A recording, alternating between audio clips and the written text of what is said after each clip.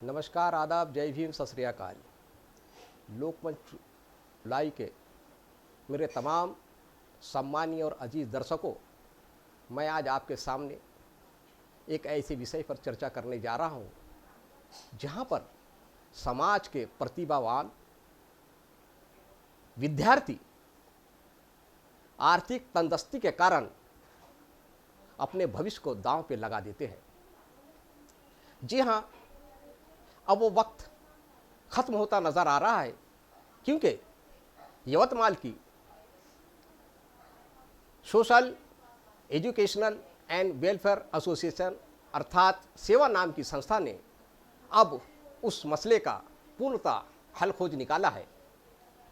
अब ऐसे बच्चे जो आर्थिक परेशानियों के कारण अपनी शिक्षा बीच में ही छोड़कर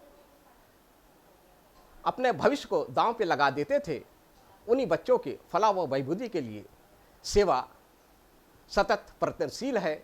आज उसी संस्था के सम्मानीय सचिव मेरे सामने मौजूद है। अब मैं आपको उन्हीं से रूबरू करवाना जा रहा हूं और हम उनसे पूछेंगे कि आखिर आपके मन में इस तरह के कार्य करने का ख्याल कैसे आया। तो आपका स्वागत है लोकमंच लाई में। तो मेरे सामने शेख निजामुद्दीन भाई मौजूद है। मैं उनसे पूछना चाहूँगा कि आप ये कार्य कितने दिनों से कर रहे हैं। जी सर, ये काम हम 2014 से कर रहे हैं। और ये काम का जो मकसद है वो ये है कि बच्चों को एजुकेशन में पूरी तरह से प्रमोट करना, उनकी जो भी ज़रूरतें हैं, चाहे वो गाइडेंस का हो, चाहे मोटिवेशन का हो, या फिर फाइनेंशियल एड का हो, वो तमाम ज़रूरतें जो अपने एजुकेशन के लिए पूरी नहीं कर पाते, वो ज़रूरतें उनकी पूरी करना, ताकि वो अच्छी पढ़ाई करे, हायर एजुकेशन हासिल करे, और जो उनका सपना है, जो ख्वाब है उनका कि उनको एक अच्छी नौकरी में जाना है, उनको हाई क्वालिफाइड होना है और अपनी ज़िंदगी को खुशगवार बनाना है, अपनी ज़िंदगी में इज़्ज़त हासिल करना है, अपने माँ बाप की खिदमत करना है, इस समाज की खिदमत करना है, इस देश की खिदमत करना है। तो हमारी कोशिश ये है कि हम वो तमाम बच्चों को हायर एजुकेशन दिलाकर एक समाज का अच्छा नागरिक बनाएं, इस देश का अच्छा नागरिक बनाएं। तो उसके लिए हम 2014 से काम कर रहे हैं। इसके लिए हमारी कुछ रेगुलर एक्टिविटीज़ है। वो एक्टिविटी ये है कि हम लोग हर संडे को किसी एरिया को सिलेक्ट करते और उस एरिया में हम हर संडे को 2 बजे से लेकर तो 7 बजे तक, मतलब अंधेरा होने तक, डोर टू डोर विज़िट करते।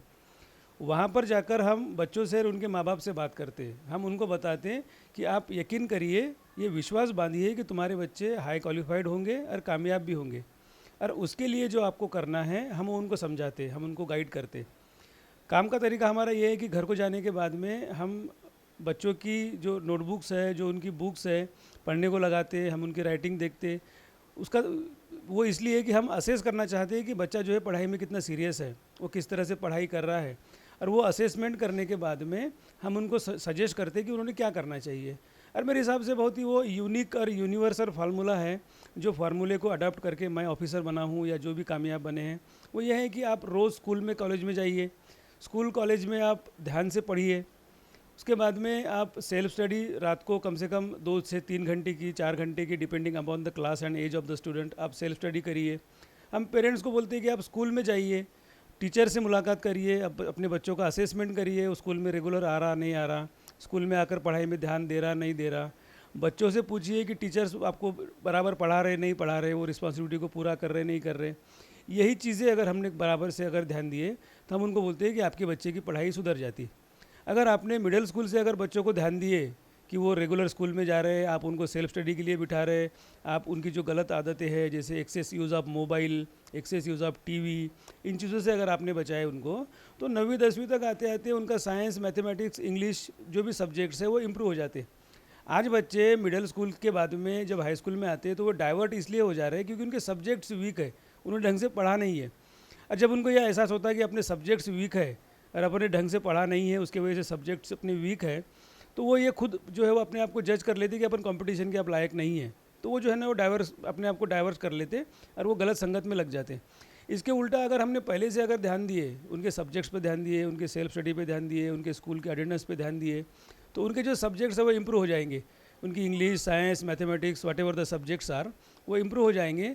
और सब्जेक्ट्स उनके जिस दिन इम्प्रूव हो गए तो मैं समझता है कि दुनिया का कोई ऐसा बच्चा नहीं है जो पढ़ना नहीं चाहेगा, क्योंकि उसको मालूम है कि पढ़कर ही मेरी ज़िंदगी खुशगवार बनने वाली है, पढ़कर ही मेरी ज़िंदगी सुधरने वाली है।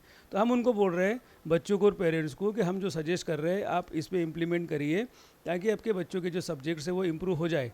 अब जब इम्प्रूव हो जाएंगे तो वो इस कंपटीशन में अपने आप को शामिल कर लेंगे, उनको एक उम्मीद बांधेंगे, मुझे टीचर बनना है, मुझे लेक्चरर बनना है, मुझे डॉक्टर बनना है, मुझे इंजीनियर बनना है, आईपीएस बनना है, IAS, whatever they want to be. अब इसके लिए सेकंड पोर्शन में हम बात कर रहे हैं कि अगर इतना आपने कर लिए, उनकी अगर आपने स्टडी पर अगर ध्यान दे के उनको पढ़ने पर उनका रुझान ला लिए, तो दूसरा आपका इश्यू है, हम पेरेंट्स को बोलते हैं कि अगर आप कम पढ़े लिखे हैं, अगर आप गरीब है, तो आपको मालूम नहीं है कि भाई टीचर कैसे बनना है, डॉक्टर कैसे बनना है, आईपीएस कैसे बनना है, पुलिस कैसे बनना है, कलेक्टर कैसे बनना है। तो ये हमारी जो संस्था है ये आपको गाइडेंस भी करेंगी उस सब चीज़ों के लिए, और दूसरा पोर्शन कि उन सब चीज़ों के लिए, उन सब पोस्ट के लिए, हायर एजुकेशन के लिए जो आपके पास में पैसे नहीं है, कि आपको ट्यूशन्स लगाना है, बुक्स चाहिए, एडमिशन कराना है, बाहर भेजना है, दिल्ली भेजना है, पुणे भेजना है, वो सारा के सारा खर्चा भी हम करेंगे, ये हम उनको अश्योर कर रहे हैं।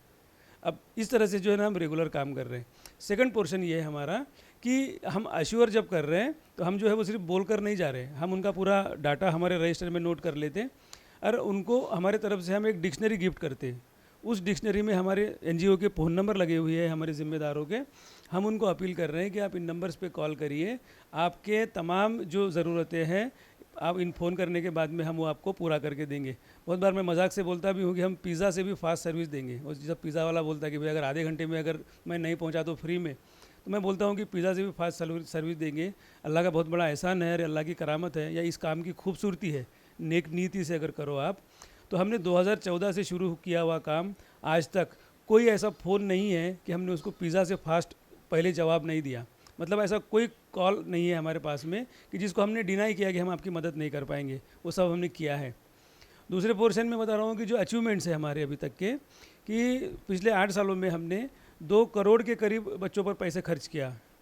उसके अलावा हमारे यहाँ से तकरीबन 50 से 60 बच्चे, यवतमाल में हमने लाइब्रेरी बनाए, वहाँ पर हमने कोचिंग सेंटर शुरू किए, 50 से 60 बच्चे अभी तक गवर्नमेंट जॉब में लग गए। इतने ही जो है वो इंजीनियरिंग में जो है प्राइवेट सर्विसेज में लगे। अभी हमने रेजिडेंशियल क्लासेस शुरू किए हैं एमपीएससी की। तो जो बच्चे हमारे यहाँ पर पढ़ने को आना चाहते हैं, अगर वो गरीब है, उनकी अगर फाइनेंशियल पोजीशन नहीं है, मैं दावत दे रहा हूँ आपके चैनल के ज़रिए से कि वो बच्चे हमारे पास में आए, हम उनको एमपीएससी के लिए प्रिपेयर करेंगे। रेसिडेंट रखकर उनका रहना, खाना, पढ़ना पूरा हमारे ज़िम्मे रहेगा। इसके अलावा हमने इस काम को फिर यवतमाल में जो शुरू किए थे 2014 में, 2017 में हमने इसको चंद्रपुर में शुरू किए। चंद्रपुर ज़िले में सेम पैटर्न में काम हो रहा है। उसके बाद में हमने अमरावती में शुरू किए, वाशिम में शुरू किए, वर्धा में शुरू किए, अभी हम पुणे में शुरू कर रहे हैं, और आज जो है हमारा प्रोग्राम था जाफरनगर नागपुर में। हम इंशाल्लाह जो इस काम को नागपुर में भी शुरू करेंगे। नागपुर में बहुत सारे लोग जुड़े हुए हैं।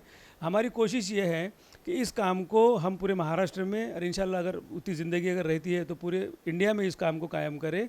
काम ये है कि वो जो डिप्राइव्ड लोग हैं उनके दिलों में ये यकीन पैदा करना कि आपके बच्चे भी हायर एजुकेशन के लिए बने हैं और वो हायर एजुकेशन उनको मिल सकता है। आप अपने आप को अकेला मत समझो, ये पूरा समाज, ये पूरी टीम जो है वो आपके साथ में खड़ी है। तो इसी ज़िम्मन में हम काम कर रहे हैं। अच्छा, ये बताइए मेरे को कि नागपुर में तो ऐसी बहुत सारे ऑर्गेनाइजेशन हैं, सभी समाज में जो अपने अपने स्तर पर काम करती है। ऐसा आपको क्या लगा कि आपने नागपुर में काम करना चाहिए?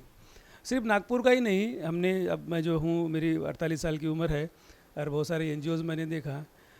आज जो मैंने प्रोग्राम में बात किया, तकरीबन एनजीओज़ के लोग थे। जो कमी हमको नज़र आ रही है एनजीओज़ में काम करने की, वो ये है कि एक सेगमेंट में काम कर रहे हैं, दूसरा सेगमेंट छूट जा रहा। जैसा बहुत सारे एनजीओज़ हैं, अब एजुकेशन में अगर मैं काम कर रहा हूँ तो एजुकेशन की अगर बात करो तो बहुत सारे एनजीओज़ ऐसे हैं जो अवेयरनेस और गाइडेंस का काम करते, जो है ये काउंसलिंग के सेमिनार करते, ये जो है ये मोटिवेशन पर जो है वो सेमिनार करते, और बहुत सारी हरकतें करते जिसकी वजह से जो है स्कूल कॉलेज में जाकर इस तरह से कि भाई आप मोटिवेट कर रहे हैं, और काम जो है ना उनका वो वहीं पर लिमिटेड है। अब हमारे समझ में ये आया कि भाई जैसे फॉर एग्जांपल एक जो है वो 10th क्लास का बच्चा है, अब उसको जो है वो आपने पूरा बता दिए कि भाई इस तरह से पढ़ना है, ये करना है, वो करना है, और वो मोटिवेट हो गया। वो ये मूड से निकल कर कि मैं पढ़ नहीं सकता, इस मूड पर आ गया कि अब मैं पढ़ सकता, मैंने पढ़ना चाहिए, मैंने डॉक्टर बनना चाहिए। लेकिन प्रैक्टिकल चीज़ ये है कि अगर वो डॉक्टर बनने की अगर सोच रहा है, 11th क्लास में उसको नीट की क्लासेस प्रोफेशनल लगाना पड़ेगा, उसके बगैर वो नीट को प्रिपेयर नहीं कर सकता, ऑलमोस्ट इम्पॉसिबल है। 100% भलाई नहीं, लेकिन 99% इम्पॉसिबल है। कुछ एक्सेप्शनल केसेस होती है जो सेल्फ प्रिपेयर कर लेते, लेकिन अब उसको नीट की अगर प्रोफेशनल क्लासेस लगाना है, जो हमारा मार्केट है, तो आज एजुकेशन एक बिजनेस बना हुआ है पूरे इंडिया में। अब उसको नीट की क्लासेस लगाना है तो नागपुर में उसको 2.5 लाख रुपए जो है वो देना है 2 साल के। वो 2.5 लाख रुपए कहाँ से लाएगा? वो 8 दिन उसका जो मोटिवेशन है 8 दिन 15 दिन टिकता और वो उसके बाद में ख़त्म हो जाता। दूसरा सेगमेंट है कि बहुत सारे ऐसे एनजीओज़ हैं कि जो फ्री में जो है ना आपको एजुकेशन दे रहे हैं, लेकिन वो फ्री में एजुकेशन किसको दे रहे हैं? जो एंट्रेंस एग्ज़ाम ले रहे हैं, और एंट्रेंस एग्ज़ाम जो क्वालिफाई कर रहा उसको वो एजुकेशन दे रहे हैं। जैसा भैया बहुत सारे एनजीओज़ है जिनसे हम भी एफिलिएटेड है, मैं नाम नहीं लेना चाह रहा, but they are conducting the entrance exam और उसके बाद में उनको फ्री में एजुकेशन दे रहे हैं। मतलब जो उनकी एंट्रेंस एग्ज़ाम को क्वालिफाई करेगा वो उसको फ्री एजुकेशन देंगे। अब मैं बोलना ये चाह रहा है कि जो उनकी एंट्रेंस एग्ज़ाम इतनी हार्ड होती है, ये वही क्वालिफाई कर सकता है जो ऑलरेडी मोटिवेटेड है, जो बहुत मेहनत कर रहा है। तो जो मेहनत नहीं कर रहा वो वैसे रह जा रही फिर। और भी हम ये मैसेज दे रहे हैं कि हमको दोनों कामों को क्लब करना है, हमको मोटिवेट भी करना है, उसके दिल में ये उम्मीद जगाना है, और उसके बाद में जो उसकी पूरी ज़रूरतें है जो उसके पास में नहीं है, वो ज़रूरतें उसकी पूरी करना है कि वो किसी भी तरह से अपने आप को तनहा और अकेला महसूस ना करे। तो आप ये बताइए कि मेरे को कि आपके पूरे भारतवर्ष में ये काम चालू है कि सिर्फ महाराष्ट्र या विदर्भ में? काम जो है ये पूरे विदर्भ में शुरू है। काम से जुड़े हुए लोग पूरे महाराष्ट्र से हैं और इंडिया के बाहर से भी हैं। महाराष्ट्र के बाहर से भी है, इंडिया के बाहर से भी है। जो हमारा ग्रुप है, जो हमसे लोग एसोसिएटेड हैं, वो पूरे महाराष्ट्र से हैं। कुछ लोग महाराष्ट्र के बाहर से भी हैं और कुछ लोग इंडिया के बाहर से भी, जो एनआरआईज़ है। तो जो काम का तारुफ है, मतलब जो काम की पहचान है, वो पूरे महाराष्ट्र में है। तकरीबन महाराष्ट्र के जो एनजीओज़ है वो जानते हैं कि ये सेवा का विदर्भ में, यवतमाल में इस तरह का काम शुरू है। और पिछले 2-3 साल से Covid, during the Covid and after Covid का जो पीरियड है, जितने एनजीओज़ हैं पूरे महाराष्ट्र के, वो सारे एनजीओज़ का हमसे एफिलिएशन हुआ है। और हर बार जो है वो हर 8 दिन में, 15 दिन में किसी ना किसी का कॉल आता और कोई ना कोई जो है वो हमारे सेंटर को विज़िट करके जा रहा। अभी परभनी से लोग विज़िट करके गए, नांदेड़ से लोग विज़िट करके गए, कुछ 2 महीने पहले, 3 महीने पहले, इनफैक्ट फरवरी में, आई गेस फरवरी में एक औरंगाबाद में कॉन्फ्रेंस हुई थी, वहाँ पर मुझको इन्वाइट किए थे। वो औरंगाबाद के कॉन्फ्रेंस में पूरे महाराष्ट्र के एनजीओज़ थे, कुछ 250 पौने 300 लोग आए हुए थे और 60-70 से ज़्यादा जो है वो एनजीओज़ के लोग क्लब हुए थे। वहाँ पर मैंने इस काम को पेश किया तो उन सभी ने बोला कि ये काम हम अपने यहाँ पर शुरू करना चाहते। बीड से लोग हमारे यहाँ पर आए, उस्मानाबाद से लोग जुड़े हुए हैं, औरंगाबाद से लोग जुड़े हुए हैं, नासिक से लोग जुड़े हुए हैं, पुणे में तो हम अब इनफैक्ट काम शुरू ही कर रहे हैं। तो लोग सब जगह जुड़े हुए हैं और मुझे इस बात की खुशी भी है और थोड़ा सा जो है वो ताज्जुब भी होता। खुशी इस बात की है कि पूरे महाराष्ट्र के जो एनजीओज़ हैं वो इस बात को तस्लीम कर रहे हैं कि यही काम है जो मुकम्मल है और जो होना चाहिए। और ताज्जुब इस बात का होता है कि भाई इतना सिंपल काम है, अभी तक लोगों के ध्यान में क्यों नहीं आया। अच्छा, ये बताइए, मेरा अब एक आखिरी सवाल है कि आप इतने बड़े पैमाने पे काम कर रहे हैं, आपका इतना बड़ा विस्तारीकरण है एजुकेशन को लेकर, तो शासकीय तौर पर आपको कुछ मदद मिलती है कि इसको चलाते कैसे, मैनेज कैसा करते? जी, शासकीय तौर पे अभी तक हमने 5 पैसा भी लिया नहीं है। इनफैक्ट बहुत सारे लोग, ये बड़ा प्यारा सवाल है आपका, बहुत सारे लोग हमको बोलते हैं कि भाई आप माइनॉरिटीज़ का ये फ़ंड लीजिए, माइनॉरिटीज़ में स्टेट गवर्नमेंट की ये स्कीम्स है, सेंट्रल गवर्नमेंट की ये स्कीम्स है, आपको बिल्डिंग के लिए फ़ंड मिलेगा, आपको एमपीएससी की क्लासेस चलाने के लिए जो है वो स्पॉन्सरशिप मिलेगी, वक्फ बोर्ड के तरफ से आपको, सेंट्रल जो वक्फ बोर्ड है वहाँ से आपको जो है वो सब मिलेगी। हमने अभी तक नहीं लिए और शायद लेंगे भी नहीं। उसकी वजह ये नहीं है कि भाई हमको किसी सरकार से जो है वो नफ़रत है। उसकी वजह ये है कि जो कॉन्सेप्ट मैं सोच रहा हूँ वो ये है कि हमको ये मिशन को आम आदमी का मिशन बनाना है। अभी तक क्या हुआ कि जो भी लोगों ने जो काम को शुरू किए और उसको इस्टेब्लिश किए, तो वो जो है वो ये आमदार को बोलकर कुछ फ़ंड ले रहा, वो खासदार को बोलकर कुछ फ़ंड ले रहा और वो काम चला रहा। वो काम तो चल रहा, लेकिन उसकी कमी ये थी, शायद जिसकी वजह से जो है वो इनकलाब हम अभी तक बर्पा नहीं कर पाए, उसकी कमी ये थी कि उसमें आम इंसान इन्वॉल्व नहीं था। उसको अगर समझो कोई जो है, कोई 2 लोग खड़े कर रहे काम को, तो हर कोई इशारा करता था कि भाई वो फला आमदार साहब के पास में जाओ, फला हाजी साहब के पास में जाओ। तो लोग इसको अपना खुद का मूवमेंट बना नहीं पाए, खुद की जिम्मेदारी समझ नहीं पाए। तो उसके वजह से ये हो गया है कि ये वो जो लोगों ने भी काम शुरू किए, जो जिम्मेदार उनके रहे, वो उन जिम्मेदारों तक ही काम महदूद रहा। हम क्या चाह रहे हैं कि इसको आम आदमी का मूवमेंट बनाना। तो हम 100 रुपये का डोनेशन ले रहे हैं, हमको 100 रुपये डोनेशन देने वाला है, 1000 रुपये डोनेशन देने वाला है, लाख रुपए डोनेशन देने वाला है, 2 लाख रुपए डोनेशन देने वाला है। हमने बहुत छोटे पैमाने पे शुरू किए थे, लेकिन हमने कोशिश ये की है और हमेशा यही करेंगे इंशाल्लाह। पता नहीं अब आगे क्या होगा, लेकिन कोशिश यही रहेगी कि हमको इसको आम आदमी का मूवमेंट बनाना है, आम आदमी से पैसे लेना है। जब वो आदमी पैसे देता, अगर समझे मिसाल के लिए मैं किसी एनजीओ से जुड़ा हूँ, एफिलिएटेड हूँ, अगर मैंने वहाँ पर 5,000 रुपये दिया, मुझे ऐसा लगता है कि ये मेरा एनजीओ है, ये मेरी संस्था है। उस काम को मैं 10 लोगों को बताता कि हम ऐसा कर रहे हैं, हम वो कर रहे हैं, हम ये कर रहे हैं, हम वो 10 पैसे का काम करेगा लेकिन 1 रुपये का बताएगा, एक खुशी होती है। अब इस तरह से जो है वो सारे लोगों को मालूम पड़ेगा और फिर सारे लोग जो है वो जुड़ेंगे। आई मीन टू से कि हमको इसको आम आदमी का मूवमेंट बनाना है, ताकि लोग सिर्फ पैसे ना दे। अगर वो मुझको 100 रुपये दे रहा है और एक एजुकेशनल ये सोच पर अगर वो पैसे दे रहा है, इसका 100% मतलब ये होगा कि अपने घर में बच्चों की पढ़ाई पर वो ध्यान देगा। अच्छा, नागपुर में ऐसा कोई जगह आपने तलाश करे जहाँ पे आपका ये कार्य शुरू हो गया है या होने का है, ये बताइए। नागपुर में पिछले हफ्ते हमारी ताजबाग ट्रस्ट में जो ट्रस्टीज़ है उनसे मीटिंग हुई। उन लोगों ने हमको बोले हैं कि भाई एक ऑफिस आपको हम यहाँ पर अलॉट करेंगे, एक हॉल जो है आपको हम यहाँ पर अलॉट करेंगे, जहाँ पर लाइब्रेरी होंगी, वहाँ पर कंटिन्यूस जो है वो काउंसलिंग के काम चलेंगे। उसके बाद में आज हमने जाफरनगर में प्रोग्राम किए। जाफरनगर के जो साथी है करीब 60-65 लोग करीब जो आज यहाँ पर आए थे, जिसमें से तकरीबन एनजीओज़ के लोग थे। इन लोगों ने बोले कि ये जो काम है आपका कि डोर टू डोर जाना है, अवेयरनेस करना है, उसके बाद में उनको फंडिंग करना है, ये काम से हम इस काम से हम जुड़ रहे और इसी काम को हम जो है वो एफिलिएटेड करेंगे। वहाँ पर हमको लोगों ने बोले, वहाँ के जो लोग हैं, कि यहाँ पर हम जो है एक कम्युनिटी हॉल है, वो कम्युनिटी हॉल को जो है हम लाइब्रेरी और काउंसलिंग सेंटर के लिए जो है वो शुरू करेंगे।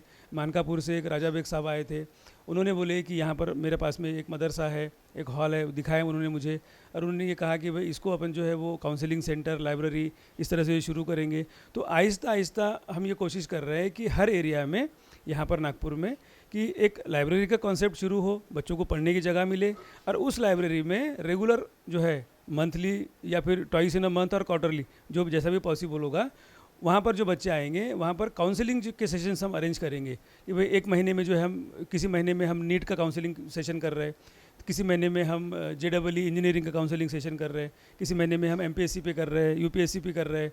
मामला अगर बढ़ता गया तो फिर जो अभी सिविल सर्वेंट्स है वो वहाँ पर आएंगे, वो अपना जो है वो पूरा तासुरात बयान करेंगे कि उनका काबिल का राज क्या है। तो आहिस्ता आहिस्ता जो है एक आम मूवमेंट और एक आम माहौल यहाँ पर पैदा होगा, और जब ये हो जाएगा इंशाल्लाह आहिस्ता आहिस्ता, और होना तो है पक्का, हमारी इरादे इतने मुजम्मम है और हमको अल्लाह पर भी यकीन है कि अल्लाह मदद करेगा, होना तो है पक्का।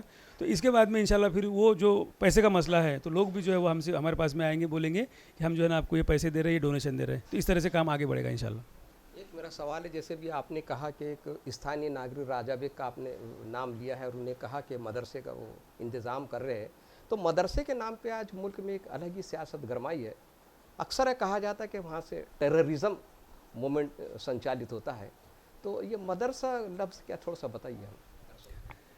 ये एक्चुअली पॉलिटिकल एक रॉन्ग नोशन क्रिएट किया गया हुआ है। मदरसा मतलब लाइब्रेरी, मदरसे का जो मदरसा ये डेफिनेशन जो है इसकी, वो ये मदरसा जो है ये काउंसलिंग सेंटर होता है, एक क्लासरूम होती है, एक लाइब्रेरी होती है, उसी को जो है ना मदरसा बोलते हैं। मदरसे का मतलब है पढ़ने की जगह, पाठशाला, पढ़ने की जगह मदरसा जो है।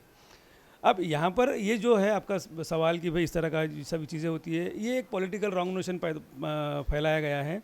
मदरसे का मकसद सिर्फ बच्चों को पढ़ाना है और बच्चे वहाँ पर पढ़ते हैं, चाहे वो अरबी तालीम हासिल करो, चाहे वो इंग्लिश और नीट और मेडिकल की तालीम हासिल करो, यही चीज़ें वहाँ पर होती है और यही चीज़ें वहाँ पर होगी। मदरसे से मतलब जो मैंने बोला कि राजा बेग साहब ने जो बोले कि भाई एक बिल्डिंग है जो अनयूज्ड है, जहाँ पर जो है वो मदरसा पहले शुरू था, अब वहाँ पर जो है वो मदरसा नहीं है, तो वो अनयूज्ड जो बिल्डिंग है, जो खाली पड़ी बिल्डिंग है, उसको हम जो है वो रिनोवेट करेंगे और इंशाल्लाह जो है ना वहाँ पर इन सब चीज़ों को जो है वो शुरू करने की कोशिश करेंगे। अच्छा, आपका ये दावा है कि निज़ाम भाई के मदरसों से भी इंजीनियर, डॉक्टर, IAS IPS निकल सकते हैं? केरला का एक मदरसा है, मस्जिद है इनफैक्ट केरला की, कि ग्राउंड फ्लोर जो है वो उनकी मस्जिद है, फर्स्ट फ्लोर जो है वो लाइब्रेरी कम काउंसलिंग सेंटर है, वहाँ से एक बच्चा IAS बना है। आंध्र प्रदेश में एक मैं जगह भूल रहा कि वहाँ पर एक मस्जिद है और वहाँ पर ग्राउंड फ्लोर और फर्स्ट फ्लोर जो है ये मस्जिद का है, सेकंड फ्लोर जो है वो उन्होंने लाइब्रेरी और कोचिंग क्लासेस का काउंसलिंग सेंटर शुरू किया है, वहाँ से बच्चा जो है वो IAS बना है। बल्कि आपका जो सवाल है कि भाई क्या मस्जिद से और मदरसे से ये बन सकता है, इसको मैं उल्टा बोल रहा हूँ कि मस्जिद और मदरसे से ही जो है वो ज़्यादा तौर पर बन सकता है, क्योंकि वहाँ का जो टेम्परामेंट है, चाहे मस्जिद रहो, चाहे मंदिर रहो, चाहे गुरुद्वारा रहो, वहाँ का जो टेम्परामेंट है वो रिलीजियस टेम्परामेंट है। और हम भारतीय जो हैं वो रिलीजियस बहुत ज़्यादा है। वहाँ पर हम अपने आप को पूरी तरह से इन्वॉल्व करके सब चीज़ करते, चाहे वो मस्जिद में नमाज़ पढ़ रहा हो या मंदिर में कोई पूजा कर रहा हो या गुरुद्वारे में कोई जो है वो मजहबी काम कर रहा हो, वो पूरी तरह से वहाँ पर इन्वॉल्व होता है और वो प्योर होता है। मस्जिद, मंदिर, गुरुद्वारा, जो चर्च है, यहाँ पर जाने के बाद में जो आदमी है वहाँ पर जो उसका दिमाग है वो प्योर होता है, उसके दिमाग में कोई खोट और कोई बैर नहीं होता। और वो बिना खोट और बिना बैर के दिमाग से, प्योर दिमाग से, एक सोल, पायस सोल से जब पढ़ाई करेगा तो वो ग्रास्पिंग उसका इतना प्योर और इतना 100% होता है कि बनिस्बत बाहर की जगह से वहाँ का जो बच्चा है वो जल्दी ग्रास्प करेगा, जल्दी सक्सेसफुल बनेगा। तो ये थे मेरे सामने शेख निज़ामुद्दीन भाई, जो कि सेवा जो संस्था है उसके सचिव है। उनका ये साफ कहना है कि मदरसे पे जो राजनीति होती है वो सिर्फ़ और सिर्फ एक पॉलिटिकल इंस्टेंट है, जबकि धार्मिक स्थलों में अगर पढ़ाई जाए तो वो पवित्र आत्मा से, साफ मन से पढ़ाई पे उस पढ़ने वाले का ध्यान रुजू होता है। एक शायर की मुझे पंक्ति याद आ रही है कि वो जिसमें उसने कहा है कि तारीख के औराक को उलटकर तो देखिए, तलवार हमेशा आ रही है कलम से। उनका ये साफ कहना है निज़ामुद्दीन अंसारी भाई का, अगर मुल्क की तरक्की करना है, समाज की तरक्की करना है, तो समाज के बच्चों को तालीम में रुजू करो, उनको तालीम की सीख दो, उनको एजुकेशन में, उनको पढ़ाई में, उनको इफ़ोर्ट्स दो, हर चीज़ की मदद करो। तो मैं अब अपने कैमरामैन के साथ विदा लेना चाहता हूँ। जय भारत, जय संविधान, जय लोक।